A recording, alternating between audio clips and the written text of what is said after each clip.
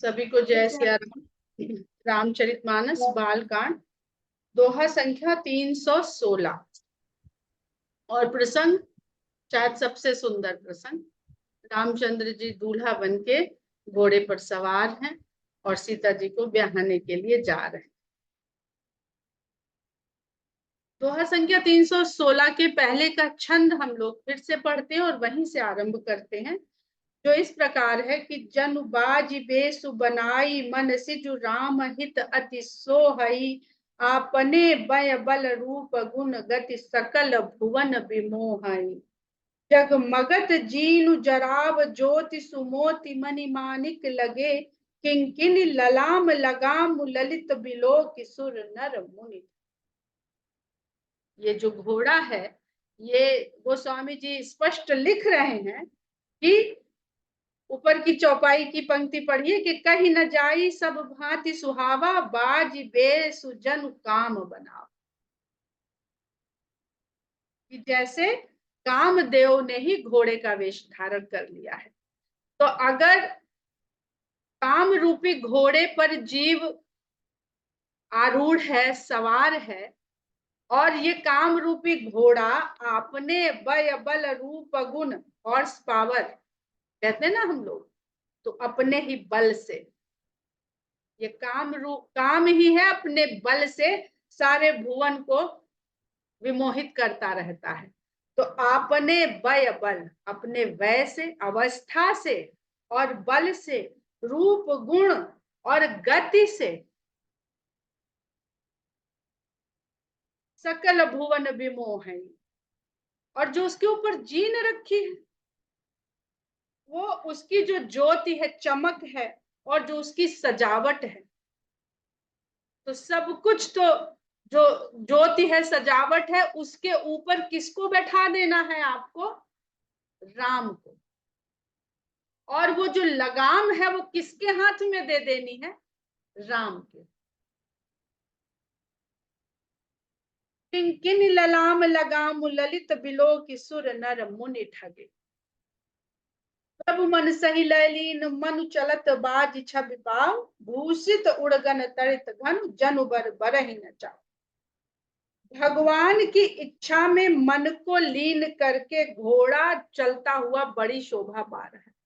इस संसार में जो काम है, यदि हम उसको राम की ओर लगा दें तो फिर सारी कामनाएं शोभा ही शोभा प्रदान करती हैं, सुंदर लगती हैं, सुंदर होती हैं, सुंदर दिखती हैं, सुंदरता देती सबको।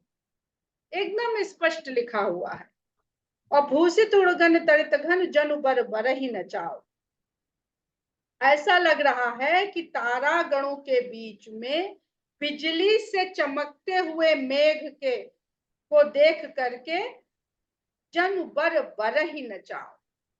बरहा कहते हैं मोर को अवधि में, और बरही मतलब मोर को नचा रहा है। और कैसा मोर है? बर बरही। बर मतलब श्रेष्ठ। तो मन मयूर को, जो काम रूपी मन है, उसको जब हम इस प्रकार राम के हाथों में सुपुर्द कर देते हैं, उसकी लगाम को, या राम को सवार कर देते हैं अपनी कामनाओं के घोड़े, एक फ्रेश पेशेंट भी आ गया एक फॉलो अप के लिए, तो मयूर की तरह सदा आनंद में नाचता रहता है। उसको चिंता फिकर होती ही नहीं किसी बात की। आगे जो चौपाइयां गोस्वामी जी ने लिखी हैं बहुत ही गूढ़ अर्थ वाली हैं कि जही बर बाजी राम असवारा तही सारदऊ न बरने पारा। जिस श्रेष्ठ घोड़े पर राम सवार हैं उसका वर्णन शारदा से भी नहीं हो सकता है।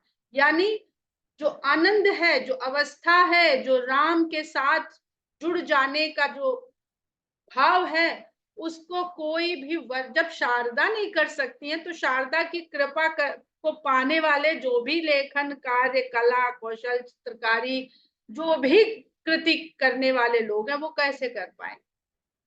तो उसका वर्णन कोई कर नहीं सकता है। इसीलिए मेरा यही कहना है कि इसको बार बार पढ़ें और आप ही स्वयं इसका आनंद उठाएं। वही तभी आपको ये आनंद मिल पाएगा, ये भाव आपको मिल पाएगा। शंकर राम रूप अनुरागे नयन पंच दस अति प्रिय लागे। शंकर जी राम के इस रूप को देख करके अनुराग में डूब गए और उनको अपने ये 15 नेत्र बहुत प्रिय लगे, क्योंकि बाकी लोग तो 2 नेत्रों से देख रहे हैं, शंकर भगवान 15 नेत्रों से देख रहे हैं। शंकर भगवान का एक नाम पंचानन भी। तो जब पंचानन हो गए और एक मुख में उनके 3 आंखें, तो साधारण नेत्र और एक उनका तीसरा नेत्र, जिसके लिए उनको त्र्यंबक कहा जाता है, 3 आंखों वाले। भले ही वो विवेक है, विवेक रूपी दृष्टि है, विवेक रूपी आंख है, पर है तो नेत्र के ही रूप में उसका वर्णन किया गया है।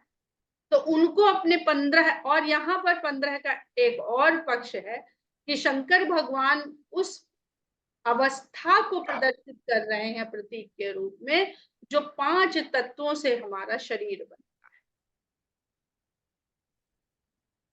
5 तत्वों और पंचानन 4 दिशाओं में तो सब देख सकते हैं, ब्रह्मा जी कहाँ देख सकते हैं? 4 दिशाओं।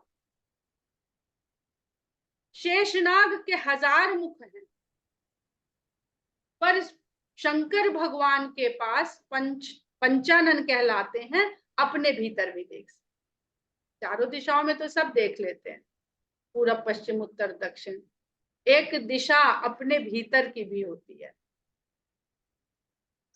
वहां पर केवल शंकर भगवान, इसीलिए हनुमान जी होते हैं पंचमुखी, क्योंकि वो शंकर का ही रूप माने जाते हैं रूप माने क्या जाते हैं। तो शंकर और हनुमान जी ही केवल पंचमुखी या पंचानन रूप में प्रकट किए जाते हैं, पर अर्थ उसका यही है। हर हित सहित राम जब जो है रमा समेत रमापति मोह।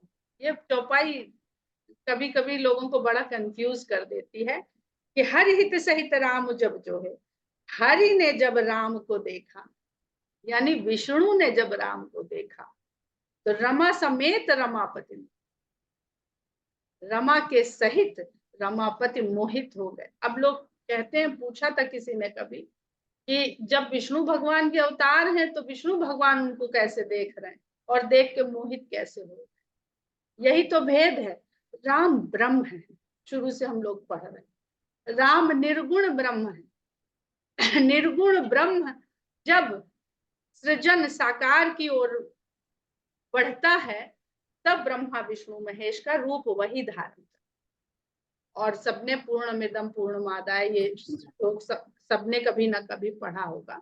तो पूर्ण से पूर्ण निकल जाए तो भी वो पूर्ण रहता है, पूर्ण में पूर्ण मिल जाए तो भी वो पूर्ण रहता है, वो सदा पूर्ण रहता है। तो अगर वही परम ब्रह्म विष्णु होकर के हैं, तो ऐसा तो नहीं है वो राम होंगे तो यहाँ विष्णु जी गायब हो जाएंगे।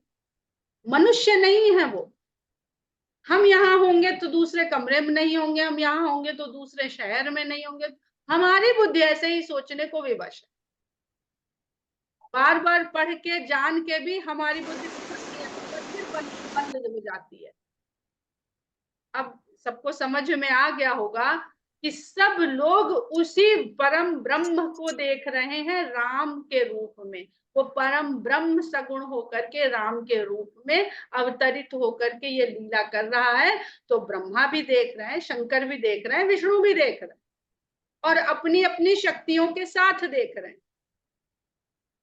हर हित सहित राम जब जो है रमा समेत रमापति मोहे, निरखि राम छवि विधि हरसाने, आठ नयन जानी पछिताने। और ब्रह्मा जी ने जब राम की छवि को देखा तो मेरे 8 ही नेत्र हैं, ये सोच के पछताने लगे, क्योंकि शंकर भगवान 15 नेत्रों से। तो किस चीज में आपको पछताना चाहिए, किस चीज में आपको प्रतिस्पर्धा होनी चाहिए कि भगवान का आनंद हम कम ले पा रहे हैं? इसमें नहीं होना चाहिए कि उसके पास 4 गाड़ी, हमारे पास एक ही गाड़ी है। आनंद जो भगवान के सामीप्य का, दर्श का, चिंतन का, ये कोई आपसे अधिक ले रहा है क्या? सुर सेनप उर बहुत ऊंचाहु, सुरों के सेनापति के मन में बहुत उत्साह है। विधिते देवढ़ लोचन लाहु। विधाता से 1.5 गुना उनके नेत्र हैं। सुरों के सेनापति यानी कार्तिकेय महाराज षडानन, षडानन है तो कितनी आंखें हो गई उनकी? 12। और ब्रह्मा जी की 8, तो 8 का 1.5 12। ये सांख्य योग में ब्रह्म का, अध्यात्म का बहुत गूढ़ अर्थ है इन सब चौपाई में। जब समझ में आ जाएगा तो कभी समझा देंगे, वरना आप लोग इनको समझने का स्वयं प्रयास करिए। बहुत इतनी गूढ़ता से गोस्वामी जी ने एक एक चौपाई रची है, उसमें अध्यात्म कथा में अध्यात्म को पिरो दिया है। ऊपर ऊपर मोती के दाने दिखते हैं, भीतर भीतर जो धागा चल रहा है वो अध्यात्म है, ब्रह्म की ओर से जोड़ने का, ले जाने का साधन है। वो इतनी आसानी से जो दिख नहीं रहा वो कैसे समझ में आएगा? राम ही चितव सुरेश सुजाना, गौतम श्राप परम हित माना। राम की ओर जब इंद्र देखते हैं तो गौतम के श्राप में अपना परम हित मानते हैं, क्योंकि गौतम ने उनको सहस्त्र नेत्रों का श्राप दे दिया था कि तुम्हारी दृष्टि सदा विषय कामना की ओर लगी रहे। विषय कामनाओं की दृष्टि का श्राप दे दिया था, पर वही विषय कामनाओं की दृष्टि राम के सगुण रूप को देख करके किस प्रकार अपना लाभ मान रही कि ये नेत्र न दिए होते, जो शरीर, जो इंद्रियां आपको काम सुख, विषय कामनाओं के सुख के लिए लगता है दी गई है संसार को चलाने के लिए, उनका सार्थक फल क्या है? जब राम का दर्शन कर रहे हैं। तो श्राप भी किस प्रकार वरदान बन जाता है अगर आप हर अपनी कामना को राम की ओर जोड़ देते हैं, हर अपनी इंद्रिय को राम की ओर जोड़ देते हैं, अपनी हजारों चेष्टाओं को राम की ओर जोड़ देते हैं, तो श्राप जैसा जीवन में कुछ है ही नहीं। पूरी कथा में हम लोग देख रहे हैं कि किस किस का श्राप के कारण कल्याण हुआ। कल्याण ही कल्याण हो रहा है श्राप की वजह से, जब से कथा सुन रहे हैं। चाहे वो अहिल्या का श्राप था, चाहे वो नारद जी ने विष्णु को श्राप दिया, चाहे ब्राह्मणों ने प्रताप भानु को श्राप दिया, श्राप से ही कल्याण हो रहा है। तो निर्गुण भगवान की प्रेम के भक्ति के लिए श्राप वरदान कुछ है नहीं, कोई मायने ही नहीं रखता है। ये तब तक मायने रखता है जब तक हम भौतिकता में फंसे रहे। भौतिकता से अलौकिक की ओर जैसे ही कदम बढ़ाते हैं, इस मुक्त हो जाते हैं।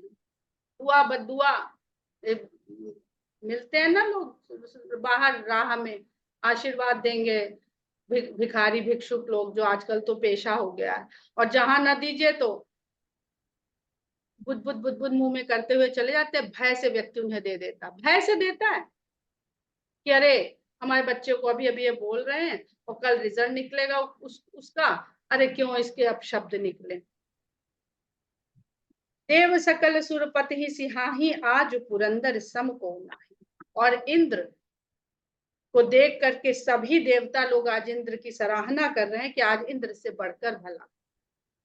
तो देखिए इस संसार में जो इंद्रियों का के अधीन जीव है उससे बढ़कर कोई है नहीं, न शंकर, न ब्रह्मा, न षडानन, न कोई देवता, क्योंकि उन्होंने सब चीज, सारी दृष्टि को उन्होंने राम के रूप में देखने के आनंद में लगा दिया। मुदित देवगण राम ही देखी, नृप समाज दुम हरस बिसि। रामचंद्र जी को देख करके देवता लोग प्रसन्न हो रहे हैं, और दोनों ओर के राज समाज में जनक जी और दशरथ जी की ओर विशेष हर्ष फैल रहा है। अति हर सुराज समाज दुह दिशि दुदुम्भी, बाजहि घनी बरसहि सुमन सुर हरसि कहि, जय जयति जय रघुकुल मणि।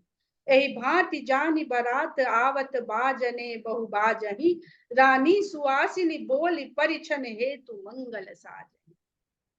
अति हर सुराज समाज, राज समाज आनंद के साथ नगाड़े बजा रहा है और दसों दिशाओं में नगाड़े की ध्वनि गूंज रही है। देवता लोग पुष्प की वर्षा कर रहे हैं और रघुकुल मणि राम की जय जयकार कर रहे हैं। इस प्रकार बारात के आने को जान करके जब बहुत बाजे सुनाई देने लगे और बजने लगे, तो रानी ने सुहागिन स्त्रियों से परिछन हेतु मंगल थाल सजाने का निर्देश दिया।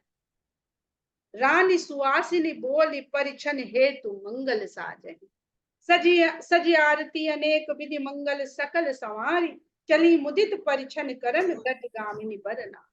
इस प्रकार मंगल साज सामग्री से आरती की सजावट करके सभी स्त्रियां भगवान राम, दूल्हा बने भगवान राम की परछन करने के लिए गजगामिनियां, श्रेष्ठ नारियां चल पड़ी। विदुबदनी सब मृगलोचन, सबके मुख चंद्रमा के समान और आंखें हिरणी के समान हैं। सब निज तन छवि रति मधुमोचन, सबके शरीर की सुंदरता, तन की सुंदरता रति के सौंदर्य के मद को छुड़ा देने वाली थी। पहिरे बरन बरन बर चीरा, अनेक अनेक रंगों के वस्त्र पहने हुए, बर श्रेष्ठ चीरा वस्त्र चीर। सकल विभूषण सजे शरीरा, और शरीर पे सभी तरह के सुंदर आभूषण सजा रखे हैं। सकल सुमंगल अंग बनाए, करहि गान कलकंठ लजाए। अपने अंगों को उन्होंने सुंदर पदार्थों से सजा रखा है और अपने कोयल जैसे अपने कंठ से जो वो गायन कर रही है उसको सुनकर के कोयल भी लजा। कंकन किंकिनी नूपुर बाजी बाजही, चाल बिलो की काम गज ला दही।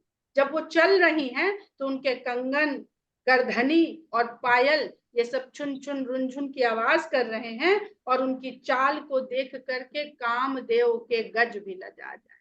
तो सब जगह काम और काम के वाहन लज्जित हो रहे हैं, दूर जा रहे हैं, आपके सामने नहीं। लज्जा आ जाती तो आदमी छुप जाता। जब आप राम को अपना उद्देश्य बनाकर, लक्ष्य बनाकर जो भी कर्म करते हैं तो कामदेव की कोई भी सीमा वहां पर आपके छू भी नहीं सकती है। बाजही बाजने विविध प्रकारा, नभ अरु नगर सुमंगल चारा। अनेक प्रकार के बाजे बज रहे हैं और नगर से लेकर के आकाश तक ये सुमंगल आचरण की ध्वनि सुनाई दे रही है। सची शारदा रमा भवानी, जय सुरती सुचि सहज सयानी। अब सारे देवता लोगों का तो वर्णन हो गया है, अब उनकी शक्तियां, शची इंद्र की पत्नी, शारदा ब्रह्मा जी की शक्ति, रमा विष्णु भगवान की शक्ति और भवानी शंकर भगवान की शक्ति, ये चारों शक्तियां सुरतीय सुचि सहज सयानी, जो सहज रूप से सयानी और पवित्र हैं। कपट नारी बरबेस बनाई, मिली सकल रनिवास ही जाए। उन्होंने कपट से साधारण स्त्रियों का रूप बना लिया और रनिवास में जो महिलाओं की भीड़ थी उसमें जाकर के मिल गई, क्योंकि अगर श्रेष्ठ बने रहेंगे तो ये आनंद कैसे ले पाएंगे। साधारण बन जाएंगे तो हम भी इस परिछन करने का अवसर हमें मिल जाएगा।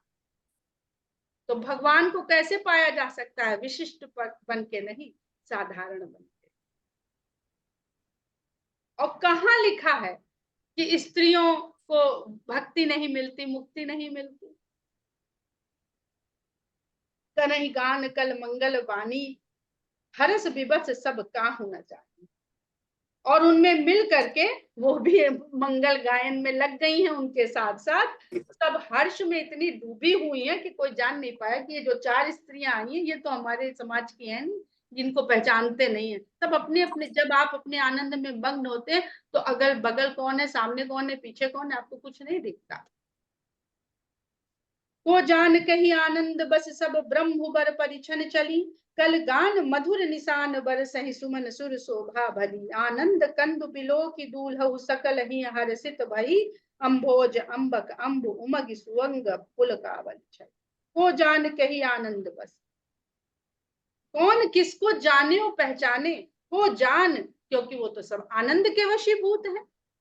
क्यों आनंद के वशीभूत है? क्योंकि वो आज ब्रह्म जो दूल्हा बन के, वर बन के खड़ा हुआ, उसका परिछन कर रही है। तो इसको देखें कि बगल वाली को देखें कि उसकी साड़ी और जेवर कहीं हमसे अच्छा तो नहीं है। कब किस चीज की महत्ता है जीवन में। कल गान मधुर निशान, मधुर गायन कर रही हैं, नगाड़ों पे ध्वनि बज आ रही है। देवता लोग पुष्प बरसा रहे हैं। बड़ी ही सुंदर शोभा इस समय विराजमान है। आनंद कंद बिलो की दूल्हु सकल ही ऐसी, दूल्हे को देख करके सब आनंद का भंडार हो गई हैं, आनंद का मूल हो गई हैं और हृदय से हर्षित हो गई हैं। और हृदय का ऐसा हर्ष का पारावार बढ़ा है कि अम्भोज अम्बक अम्ब उमग सुअंग पुल का परिचय। हर्ष का जो पारावार बढ़ा कि उनके कमल जैसे नेत्रों में जल आ गया और शरीर पूरा सुंदर अंग उनके पुलकित हो गए आनंद से। जो सुख भासिय मातु मन देख राम बर बेसु। सब नैनों में सबसे सुंदर नेत्र केवल सुनैना है, जिनका कहीं नाम नहीं लिया तुलसीदास जी ने, समझने वाले समझ जाए। जो सुख भासिय मातु मन देखि राम बर बेसु। सो न सकहि कहि कलप सत सहस शारदा शेष। उस आनंद को सत सहस 100,000 कल्प तक, एक दिन हमने कल्प का पूरा पहाड़ा बताया था आप लोग कि कल्प की सीमा अवधि क्या है, वैसे कल्प 100,000 तक भी समय दिया जाए तो ना तो शारदा कह पाएंगी और ना सहस शेष जी कह पाएंगे जो सुख राम को दूल्हे के रूप में देख करके सीता जी की माता को। अब जरा याद कर लीजिए कि जब शंकर भगवान को दूल्हे के रूप में पार्वती जी की माता ने देखा था तो क्या दशा हुआ था, और इसकी तुलना कर लीजिएगा। शंकर भगवान काम को नष्ट करके आए थे और रामचंद्र जी काम के घोड़े पर सवार होकर के आए। तो काम को नष्ट करने का काम जितना कठिन है, भयंकर है, और वो भयंकर काम केवल शंकर कर सकते हैं, तो उसको सह पाना जीव के बस की बात नहीं। वो माँ उस वर को अपनी कन्या कैसे दे दे जो काम को भस्म करके आया। तात्पर्य को भी समझिएगा। और बड़ा सुंदर प्रसंग वहां पर है कि काम आम के वृक्ष पर बैठ करके बाण चलाते हैं शंकर भगवान पर, काम भस्म होते हैं, पर जिस वृक्ष पर बैठे हैं छुप के, वो आम का वृक्ष भस्म नहीं होता। काम भस्म हुआ है, आम भस्म नहीं, क्योंकि आम को मानस में रसाल कहा जाता है। रसाल यानी रस, जीवन में रस बना रहना चाहिए, इसलिए भगवान शंकर ने काम को भस्म किया, रसाल को भस्म नहीं किया। वो रस वही आम का वृक्ष है जिसके नीचे बैठ करके कागभूषुंडी जी तपस्या कर भगवान की कथा सुनाते हैं। तो काम रस त्याग प्यारे राम रस पगिए। वो राम रस, आम रस, आम के नीचे रस का प्रतीक है आम का वृक्ष, जिसके नीचे बैठ के कागभूषुंडी जी खुद भी रसास्वादन करते हैं और सबको भी करवाते। तो हम लोग अब यहाँ आते हैं कि क्यों सीता जी की माता को ऐसा आनंद हो रहा है जिसका वर्णन नहीं किया जा सकता है। ये इस तुलना से आप लोग समझ सकते हैं। नयन नीरु हटि मंगल जानी परिछन करहि मुदित मन रानी। सबके तो आनंद के कारण शरीर पुलकित हुए और नैनों में जल भर आया, किसी ने नहीं रोका। लेकिन नयन नीरु हटि मंगल जानी, लेकिन माता ने अपने आंखों में आने वाले जल को रोक लिया कि मंगल अवसर पर इस जल का गिरना शुभ संकेत नहीं होगा, तो उसको उन्होंने रोक लिया। आप लोग जल्दी से रोया ना करिएगा। रोने से हम खुद अपना अशुभ तैयार करते हैं।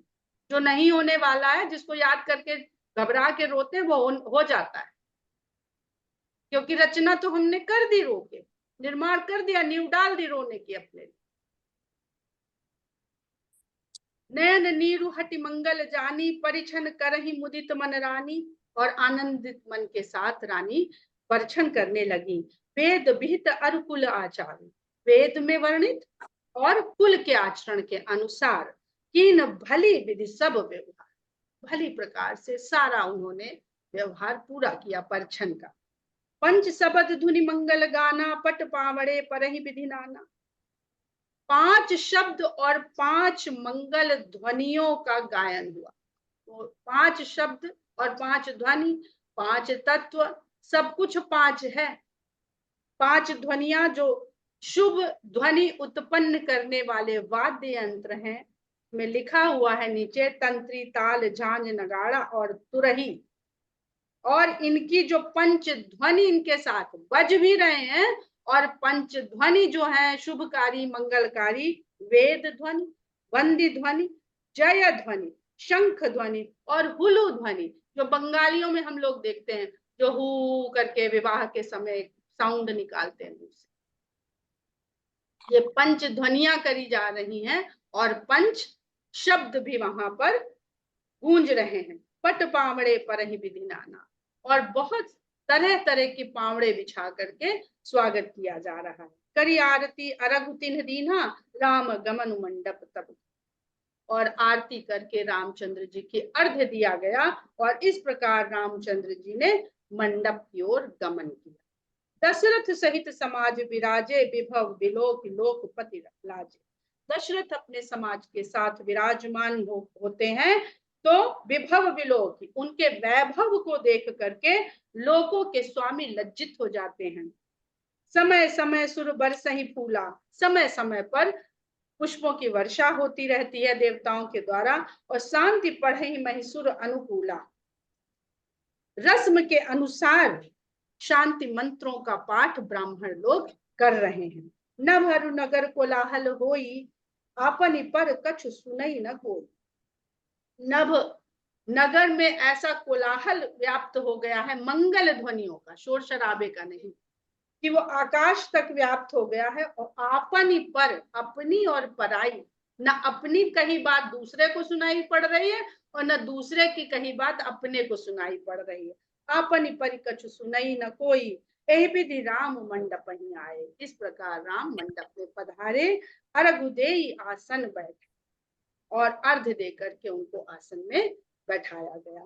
बैठारी आसन आरती करी निरखी, बरु सुख पावही, मनि बसन भूषण भूरि वारही, नारी मंगल गावही। ब्रह्मादि सुर बर विप्र बेश बनाई, कौतुक देखही, अवलोकि रघुकुल कमल रवि छवि, सुफल जीवन लेखी। उनको बैठारी आसन, आसन पर बैठाकर आरती करी गई जब दूल्हे के रूप में, तो सुख पाया सभी ने। और मणिया, वस्त्र, आभूषण, इनको वार वार के दिया जा रहा है, और स्त्रियां मंगल गीत गा रही हैं। ब्रह्मादि सुर बर विप्र बेश बनाई, कौतुक देखही। ब्रह्मा, देवता, ये सब ब्राह्मणों का वेश बना बना करके भगवान की ये लीला, ये खेल देखने के लिए वहां पर पहुंचे हुए हैं। जैसे स्त्रियों के बीच में उनकी शक्तियां पहुंच गई हैं, वैसे ही सभी देवता ब्राह्मणों का रूप रख रख के मंडप में विराजमान हो गए हैं। अब लोग की रघुकुल कमल रवि छवि, सुफल जीवन देख देखही। रघुकुल के कमल को खिलाने वाले सूर्य के समान राम को देख करके सब अपने अपने जीवन को धन्य मान रहे हैं। नाउ बारी भाट नट राम निछावर पाई, मुदित असीस ही नाई सिर, हरसु न हृदय समा। जो रामचंद्र जी की रस्मों के दौरान जो निछावर हो रही हैं, उनको नाउ बारी भाट नट ये सब प्राप्त कर रहे हैं, और बहुत मुदित मन से आशीर्वाद दे रहे हैं, शीश नवा रहे हैं, और हर्ष उनके हृदय में समा नहीं रहा। समय पूरा हो रहा है आज का। दोहा संख्या 319 पर हम लोग आज विराम लेते हैं। जय श्री राम।